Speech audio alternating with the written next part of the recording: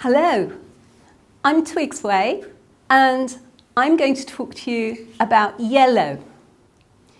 Yellow surrounds us from the heavens to the earth. It is everywhere. It's the brightest colour. It actually draws our eyes away from other colours. We're tuned to look at yellow first. It's a dangerous colour to put in a garden or to put in a painting, because that's what we'll see first. Whatever is yellow, our eyes will focus on it.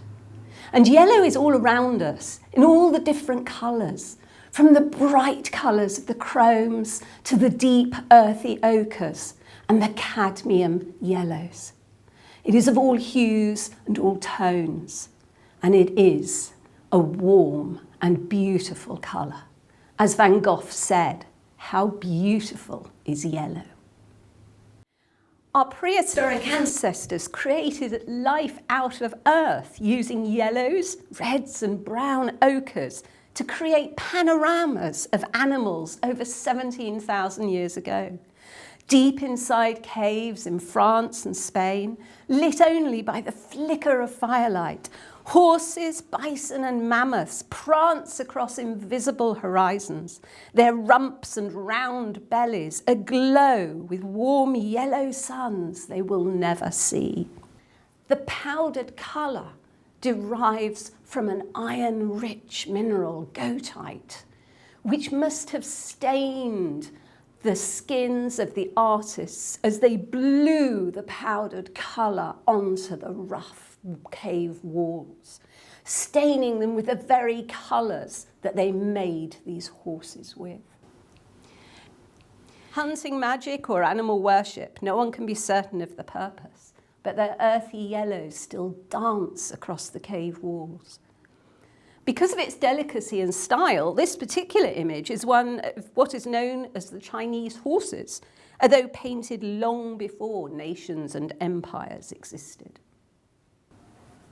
The horse's name reminds us that yellow robes were the prerogative of Chinese emperors who used saffron to dye fine silks vibrant yellow, while the lesser cotton garments of the workers, treated with the same saffron, would turn to grey.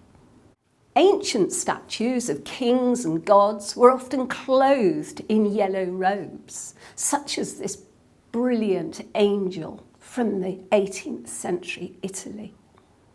Helios, the sun god, was said to wear a costume of yellow as he rode his golden chariot across the sky from east to west. The most vivid shades of yellow in the classical world were brought from a quarry outside of Athens called Laurion. It would have been used to dye the robes of Venus, the goddess of love herself. Precious jasper, rather than dyes, was used to create statues and figures, such as the sensuous face of this unknown Egyptian queen. In Egypt, a specific canary yellow named orpiment, or king's yellow, highlighted ancient papyrus, picking out details of robes and offerings. The Persian name for this yellow is zarnik, from the word zar, for gold. But as the Edwardian garden designer Gertrude Jekyll told us, gold is not yellow. And she warned us of nurserymen that were trying to sell us flowers that were golden yellow. There is, she said, no such colour. Between the yellows of the earth and the yellows of the sun lies the sunflower, with its roots down in the earth, looking up to the heavens. And the Aztecs adored the sunflower. They revered it. In fact, they worshipped it as the god of war and of sun. And of course, the conquistadors wanted both the gold and the sunflower. They brought it to Europe, and it spread through France, through Spain, and became adored by the artists of the Impressionists in the 19th century. They planted it in their gardens and they painted it on their canvases. Attracted to the vibrant yellows, the sunflower was eventually to fill the canvases and the gardens of the Impressionist painters such as Caillebotte, Manet and Monet. Monet filled each of his gardens with sunflowers, shining down from amongst blue-green leaves like a million suns lining the paths.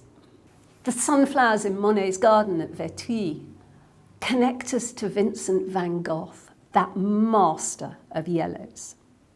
Van Gogh chased the sun to the south of France, painting sunflowers, rolling fields of wheat, the sun beating down on the yellow earth.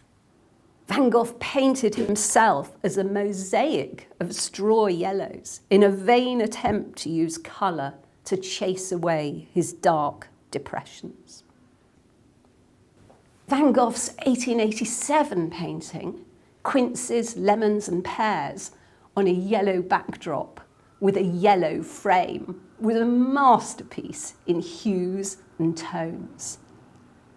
As was his 1889 painting, Reaper in a Wheat Field.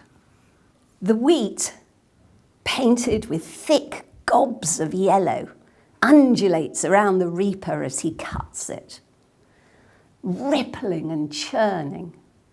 For Van Gogh, the painting, viewed from his cell window, symbolised the eternal cycle of nature and the transience of life. He said, "I myself find it funny that I saw it like that through the iron bars of a cell." The dangerous depressions that Van Gogh suffered from may well have been connected with his obsession with yellow. The colour itself is a dangerous colour to work with. Van Gogh was working with a range of paints that could themselves have affected his mental state. Van Gogh's yellows were no longer only the earthy ochres of prehistory, but included metallic cadmiums of lemon yellow, said to best keep its permanence when mixed with lead whites, and chrome yellows made of toxic heavy metals, tempting artists with its cheap but deadly pigments.